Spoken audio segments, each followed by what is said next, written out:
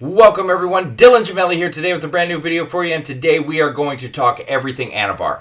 It is just going to be top to bottom, everything you could possibly want to know about Anavar. But before we get into that, just a big shout out and thank you to everybody out there supporting the channel. I cannot thank you enough. The likes, the shares, the subs.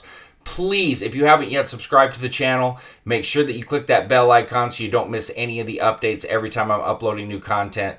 I cannot thank you all enough. Feed that algorithm and let us continue to grow. So let us talk about my friend Anavar. Oh, what a ride I've had my entire life with Anavar. I went from just absolutely despising it to calling it every name in the book to trashing it up and down to admitting my mistakes and now it being almost my favorite compound in existence. But I've talked about that at length and at nauseum, and that's not what this is about. And this is not about me. It is about Anavar.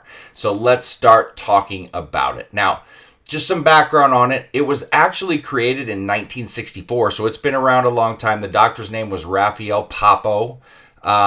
It was actually created for the treatments of multiple diseases, including muscle wasting. At that point, anabolic steroids were almost unheard of on the market. So it was kind of new in that regard as well. He was part of the founders of the first few oral steroids that actually hit the bodybuilding scene. And later on, the company that Papa worked for was called Surly, and it was purchased by Pfizer, and Anavar was then just discontinued. Now, in the 80s when the AIDS epidemic started, it was Anavar and Anadrol that were the prescriptions of choice when dealing with muscle wasting issues. Well, with Anavar, it's because it produced lean gains with very little water retention, and it also increased strength, and it helped people that were receiving it. You know, Anadrol kind of showed, as we know, to have more side effects. It was really hard to tolerate, and even though it had a lot of good things in terms of helping to prevent muscle wastage and things, the side effects proved to be too much back then, and obviously they discontinued using both.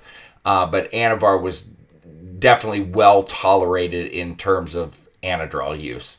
It really started to catch on big time with athletes, bodybuilders, and just regular people in general when there was a publication that came out and it was called Muscle Media 2000. This was the first national magazine that openly talked about steroids, and it gave Anavar like the highest rating in regards to the benefits versus risk. So with the magazine focusing on this and telling everybody this, everybody started to flock to it and want to use it. And then with the abilities to cut fat and burn fat, like we know, that's really what most people ultimately end up wanting. It's going to make it more popular. So when they developed the formula for Anavar, they synthesized it by deriving its molecular structure from dihydrotestosterone, or DHT. Now, the key difference is that an oxygen atom replaces the methylation and 2-carbon in the 17th position. So basically, Anavar was intended to be a gentler D-ball, more anabolic, less androgenic, and it eliminates a lot of the harsh side effects. This was accomplished by actually substituting oxygen for the other elements that are actually generally present in DHT, or dihydrotestosterone. Through this process, Dr. Papo succeeded in creating a steroid that has one of the lowest androgenic rates among synthetic steroids. Now, Anavar is just intriguing on a lot of different levels. It actually seems to defy the definition and limitations of oral steroids. You've likely heard about its clean gains and its relative safety. Anavar, actually, way back, was prescribed for burn victims. I've got a study here for you. It was about 40% of their total body surface area of burns were selected to receive standard burn care, plus Anavar, or then without it.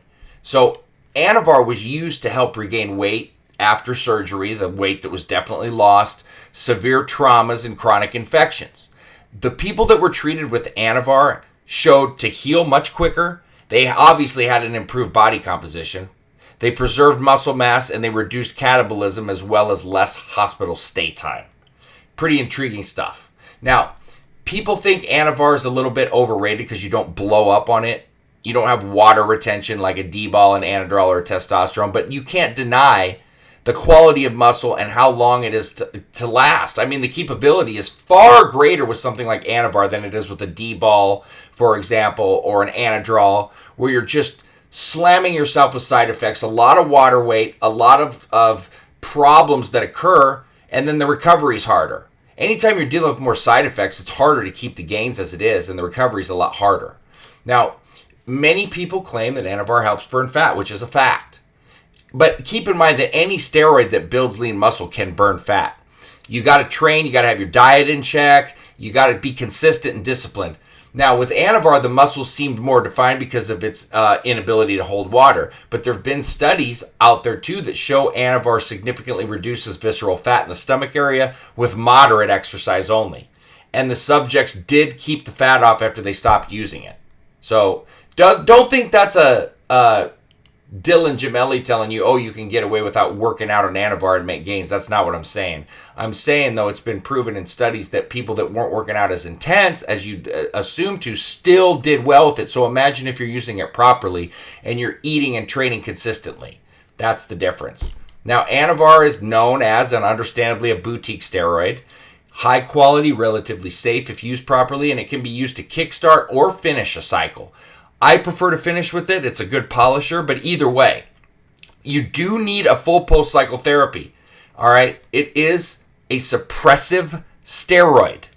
Keep that in mind. Now, you need to make sure that you're protecting yourself with an all-in-one protectant on cycle as well. It's toxic. It's going to hurt your liver, your kidneys, your blood pressure, your cholesterol. And trust me, just because it's considered mild, I've covered this 1,000 times, it's more mild in retrospect to something like an Anadrol or a D-ball. But in general, it's still a harsh steroid, and you need to protect yourself. Now, let's talk about dosing.